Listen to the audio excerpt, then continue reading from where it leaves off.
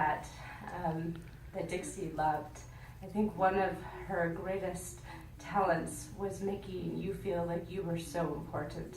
And I know everyone in this room feels that way, just as Jerry, you alluded to earlier. We all have that special connection with Dixie. Some of my earliest memories of her are when I think I was 5, and when she lived with us down in Texas. And I thought it was the greatest thing in the world that I had an aunt to live with me. And I used to go into her room every morning and tell her that the sun was up. I don't know if she thought that was the greatest thing, but it was the highlight of my day, was to go wake her up and engage with her and figure out what adventure we were going to go on.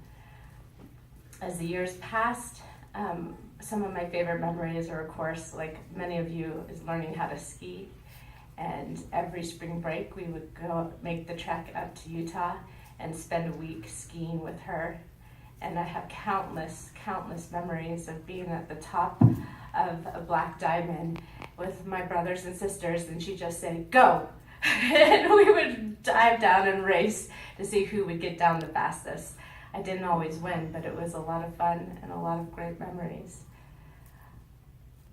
She also, when I went to BYU, I remember the long hikes up to Timpanogos Cave, and just hours and hours of talking about politics and family and life and pondering the future.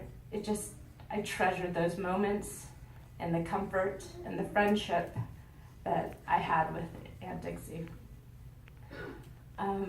She went out of her way, as you know, to always be with family and to always be supportive. And I feel so blessed to have always been in touch with her. She came and visited me when I transferred to Berkeley, and when she was working out there at Point Reyes, and we spent time together.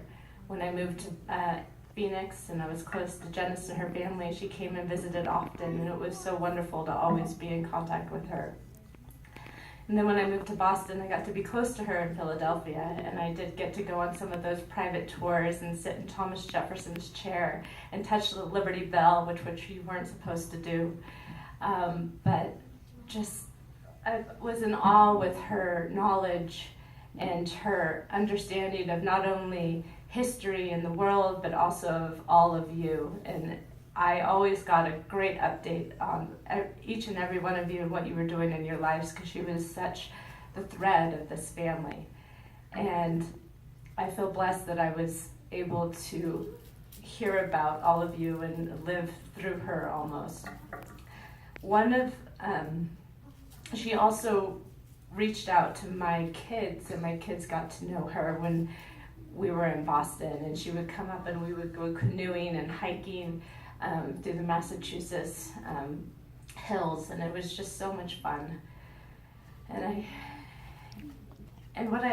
There's so much I love about Dixie, but what I hope that I can instill in my children and how I can be an aunt and a better person is I see her fearless heroism. And as you heard today, how she set out to do things and she did them. And it's so inspiring. We get caught up in, being too busy or doing other things that really aren't important. And I think she really was good at important. And I think that's a lesson for all of us, is to prioritize on important. And family is important. And reaching your goals and working towards your dreams is important, as you all know. And I see my daughter, who's 4, and she has this amazing imagination, and she's such a tomboy, and she has this fearlessness. And I just hope and pray that she can dream and live like Dixie has lived. And I'm going to miss her tremendously. I love you, Dixie.